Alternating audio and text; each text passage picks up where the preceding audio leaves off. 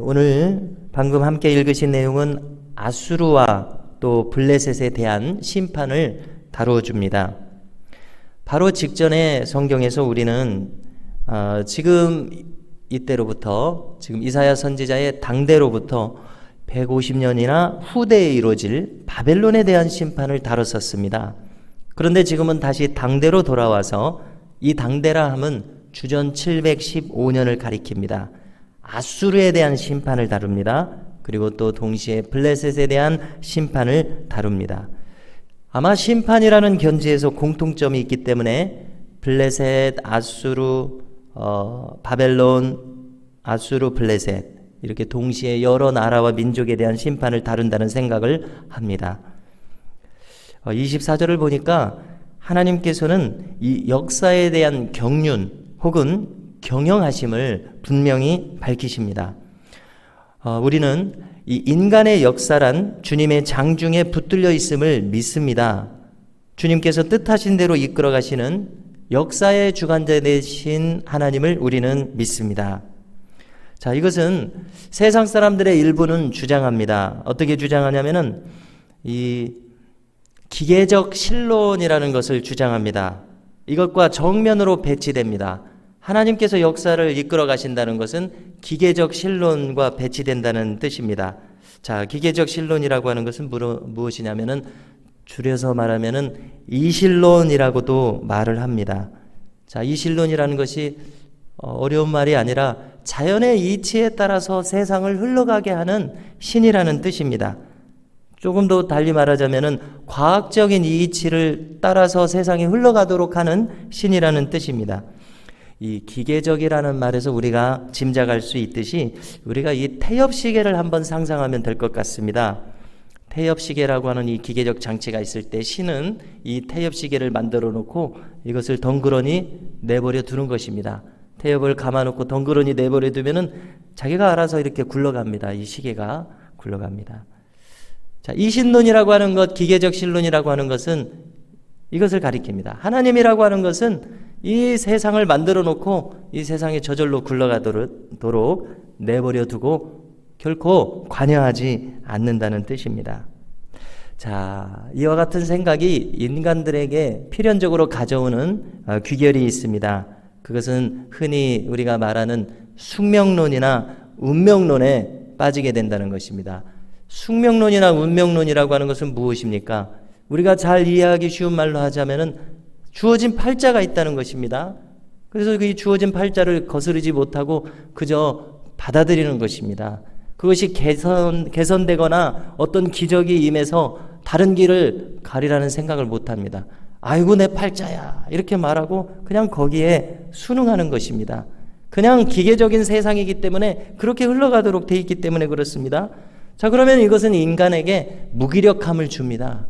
그냥 주어진 것으로 가니까 여기에 무슨 기적이 있으리요. 그냥 흘러가는 것입니다. 자, 그러나 오늘 성경은 분명히 알려주십니다. 하나님은 그처럼 방관하시는 하나님, 멀찍이 그냥 지켜보시는 하나님이 아닙니다. 한마디로 기계가 아니십니다. 인격이십니다. 사람처럼 우리와 교통하기를 원하시는 하나님이십니다. 기계를 내버려 두듯이 질서정연하게 그냥 흘러가도록 두지 않으십니다. 살아계신 하나님이십니다. 적극적으로 역사에 관여하시고 자기의 뜻하시는 대로 이끌어가시는 하나님이십니다. 다른 말로 하자면 인간의 삶을 섭리하시는 하나님이십니다. 관여하십니다. 더 나아가서는 강권적으로 역사하시고 개입하시고 이끌어가십니다. 한마디로 사랑을 주십니다.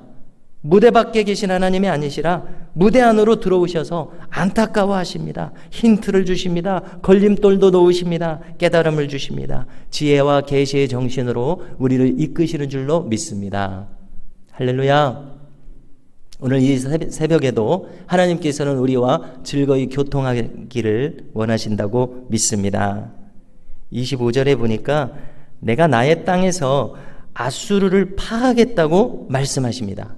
자, 이것은 역사적으로 주전 701년에 이루어집니다. 사네립이라고 하는 아수르 왕이 예루살렘을 포위했을 때 실현되었습니다. 그때 히스기야 왕은 이사야 선지자에게도 묻고 또 하나님을 향해서 간절히 기도하는 장면을 우리가 보게 됩니다. 이사야서 37장을 보니까 하룻밤 사이에 주의 천사가 침해 18만 5천 명의 병사가 다 죽어버리고 아침에 보니까 시체만 남았더라 말합니다. 사내리온 니느웨로 후퇴합니다. 거기서 하루아침에 또 아들에게 죽임을 당해버립니다. 참으로 순식간에 이와 같은 일들이 이루어집니다. 왜 그렇습니까? 하나님께서 역사를 이끌어 가시기 때문에 그렇습니다. 27절을 보니까 만군의 여호와께서 경영하셨은즉 누가 능히 그것을 패하며 그의 손을 펴셨은즉 누가 능히 그것을 돌이키랴고 말씀합니다. 자, 이제 단락을 달리해서 28절을 보니까 아하스 왕이 죽던 해에 이 경고가 임했다고 말합니다. 자, 때는 주전 715년입니다. 자, 이렇게 연도까지 다 나오는 것이 참 신기하게 생각이 됩니다. 그러면 동시에 이 해는 아하스 왕이 죽고 히스기야 왕이 즉위한 해이기도 합니다. 29절을 보니까 블레셋이 기뻐합니다.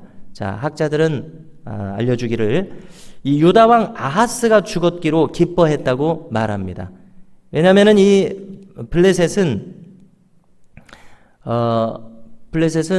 그 아수르와 척을 지고 있었기 때문에 그렇습니다. 그런데 아하스 왕은 평소에 블레셋과 연합을 했기 때문에 그렇습니다.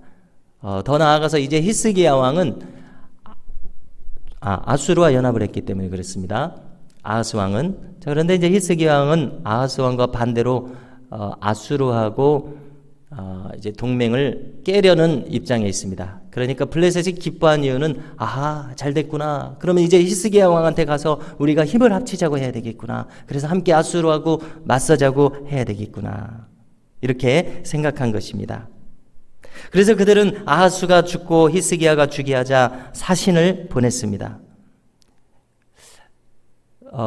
이 유다와 히스기야와 연합하기 위해서 그렇습니다. 자, 그래서 이러한 상황 속에서 이사야 선지자는 히스기야 왕에게 조언을 합니다. 그것이 32절에 나와 있습니다. 그 나라 사신들에게 어떻게 대답하겠느냐? 여호와께서 시온을 세우셨으니 그의 백성의 곤고한 자들이 그 안에서 피난하리라 할 것이니라 말씀합니다. 자, 한마디로 무슨 뜻입니까? 그 안에서, 여호와 안에서, 여호와께서 지키시는 시온성 안에서 이 뜻입니다. 즉 하나님이 유다를 지키실 것이다 이 말입니다. 반아수르 정책이기는 하지만은 블레셋과 연합할 일은 아니다 이 말입니다. 그러면 이사야 선지자의 뜻은 무엇입니까? 친아수르가 중요한 것이 아니다.